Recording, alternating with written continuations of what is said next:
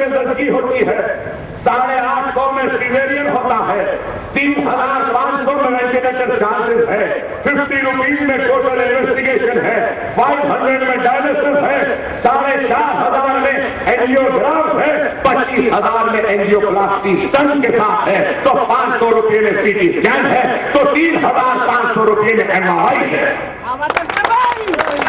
क्या कहीं और होता है? डायलिसिस 500 रुपये में कहीं नहीं होता। डायलिसिस पाइप होते हैं, एक पाइप लगाए तो 2 डायलिसिस होते हैं। डायलिसिस बाहर से खरीदे तो 1200, मैंने कंपनी वालों से बात कर 600 रुपये में डायलिसिस लाकर देगा गरीबों। अरे बताओ मेरे भाई, 3,500 रुपये में वेंटिलेटर। अरे अपोलो केयर वार्ड चले जाओ, दिन को 15,000 रुपये है। आप बताइए, 7,000 में एमआरआई, हमारे पास 3,500 में। एंजियोप्लास्टी बाहर करा लो 1.5 लाख रुपये में, हमारे पास 25,000। आप बताओ मेरे भाई, ये कैसे मुमकिन हुआ? आपके इतिहास की वजह, आपके इतिहास की ताकत की वजह। हमने तालीमी इदारों का जाल दिखाया, तो उसके साथ साथ आपके बस्तियों में खुशहाली लाने के लिए तरक्याती कामें भी करवाए, कौन हाथ के काम करवाए। तफसीलात में जाऊं तो रात गुजर जाएगी, लेकिन आप बताइए कि चंद्रायन गुट्टा असेंबली में यह फ्लाईओवर चंद्रायन गुट्टे का किसके दौर में बना, कौन बनाए? ये चंडीगढ़ गेट का फ्लाईओवर, उपगढ़ का फ्लाईओवर कौन मंजूर करवाए?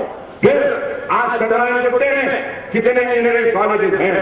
आप खुद गौर करिए, महावीर अरोरा, उसके बाद खामोशी कॉलेज एनडीए का, फिर उसके बाद ग्रीन बोर्ड नूर कॉलेज, फिर उसके बाद में दक्कन मेडिकल कॉलेज, ये सभी चंद्रायन गुट्टे में हैं। और आपके यहां पर आपके महल्ले में थोड़ी दूर पर दवाखाना है, और इस दवाखाने में महीने में 200 से ज्यादा गरीबों की जदगियां होती है। इस दवाखाने को 5-10 बरस में कितनी हमने तरक्की दी है, मुझसे बेहतर आप खुद जानते हैं, क्योंकि आपके महल में कि आज इस तरीके से काम होगा। आरटी ऑफिस, गाड़ियों के रजिस्ट्रेशन का ऑफिस चंद्रायन गुट्टे में, साउथ जोन के बल्दिया का दफ्तर चंद्रायन गुट्टे में, और उसके बाद नेशनल एकेडमी ऑफ कंस्ट्रक्शन, जहां पे बेरोजगार बच्चों को हुनर की तालीम दी जाएगी। हुनर सिखाने के बाद सर्टिफिकेट दिया जाता है, सीखे जब तक लंच दिया जाता है, और उसके बाद कंप्लीट होने के बाद कोर्स टूल किट दिया जाता है। खवातीन के लिए पर्दे सीने की ट्रेनिंग है, खवातीन के लिए कपड़े सीने की ट्रेनिंग है, खवातीन के लिए सोफा सीने की ट्रेनिंग है। वो ट्रेनिंग के बाद खवातीन को मशीन भी दी जाती है। मशीन के बाद अगर वो नौकरी करना चाहते हैं तो 20 से 25,000 से 30,000 की नौकरी उनको दी जाती। नौजवान बच्चे civil draftsmanship, electrical, air conditioner, plumbing और कई दूसरे कोर्स हैं जहां पे ट्रेनिंग दी जाती है, किट दी जाती है, नौकरी दी जाती है। आज ये काम फिर मैंने अपने सर पे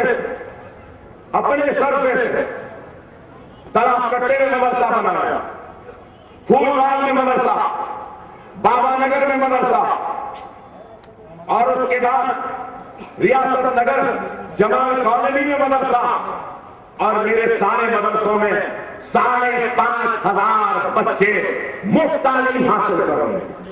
अरे आप बताओ कौन होगा, कौन सा एमएलए होगा जो अपनी जेब से अपनी आवाम के लिए उसके हलके के बच्चों के तालीम का इंतजाम कर रहा है?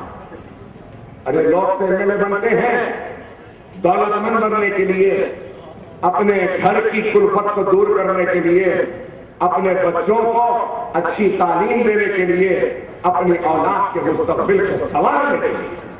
लेकिन अकबर और तीनों में सीने अपनी औलाद अपने घर से ज्यादा अगर फिक्र की है तो अल्लाह की कसम मैंने अपनी आवाम की फिक्र की है, आपकी फिक्र की है।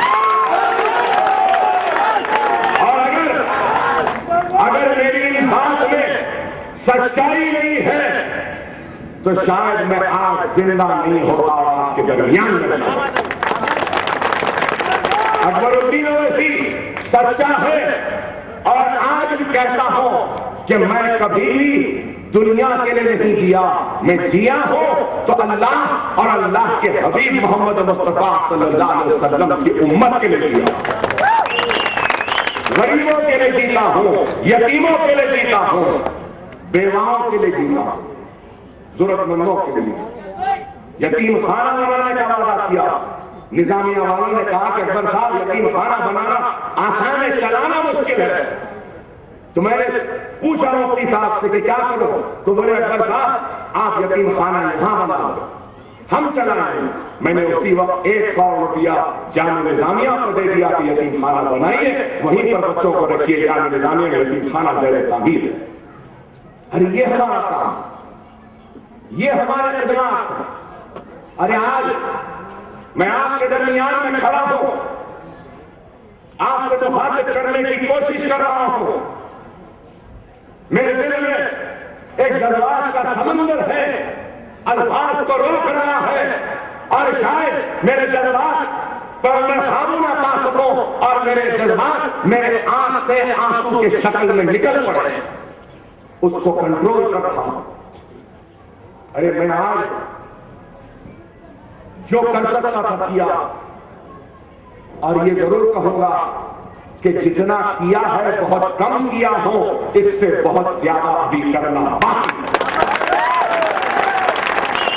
ये नहीं कि सब कुछ हो गया, नहीं, थोड़ा हुआ है, बहुत होना बाकी है, और वो बहुत भी हम करेंगे। ये यहां के बल्दिया क्वार्टर्स का मसला कहना नहीं चाहता। अगर सच्चे लोग, अच्छे लोग अगर नुमाइंदगी करे होते तो शायद इसका मसला आज तक हल हो गया, लेकिन अब ये मसला भी हल होगा। इनको मिल्कियत मिलेगी, फाइल में दस्तखत हो चुकी है, जियो निकलना इंशाअल्लाह निकल जाएगा। और फिर इसके पीछे देश कराराती है, वहां पे 260 घर खरीद बनने वाले हैं और इंशाअल्लाह ताला मेरे गरीब भाइयों को 268 घर दिलाने का बनने वाला। निकल गए, कितने घर बने? 300 से ज्यादा घर बने। बल्ला जुड़े में 3000, गाजी मिलत में 48 और फिर बल्ला जुड़े में और 2000 घर गए तामीर है, वो भी आती। अरे आप बताइए कौन से जिंदगी के मैदान में हमने काम नहीं किया? बाकी मस्जिद के मसले में जब मुस्लिम मसला बोर्ड के सदर आए तो 56 लाख रुपया हमने दिया बाबरी मस्जिद के मुकदमे को लड़ने के लिए। रामनवमी या हनुमान जयंती या फिर गणेश के नाम पर फिसादात हुए तो उन फिसादात में, कर्फ्यू में आवाम के दरमियान में रहने वालों का नाम मजलिस इत्तेहाद मुस्लिमीन और कोई नजर आए क्या बताइए? बड़े बड़े बातें हुई, कई जमातें, कई क़यादतें उभरी, लेकिन बुरे वक्त में चलती हुई गोलियों में फिसादात में कौन आए बताइए? अरे यही इस फलकनुमा रोड से रोड भी गई थी, बीच में हमारे बहन और बच्चे फंस गए थे। अरे मैं अपनी जान की बाजी लगाकर यहां तक आके सुधा टाकिस में अपने जिप्सी में डालकर उनको लेकर गया था। जब कोई आए नहीं आए, हम आए और फलकनुमा ब्रिज से पहले मेरे गाड़ी पर पत्थर फेंके, मेरे गाड़ी के शीशे टूट गए, लेकिन हम हिले नहीं। जो पुलिस थी वहां मौजूद मुझे तनहा छोड़कर चले गए। एक एमएलए की हिफाजत का पुलिस की जिम्मेदारी नहीं। अरे अकबरुद्दीन ओवैसी पुलिस पे या किसी पे भरोसा नहीं करता। फिर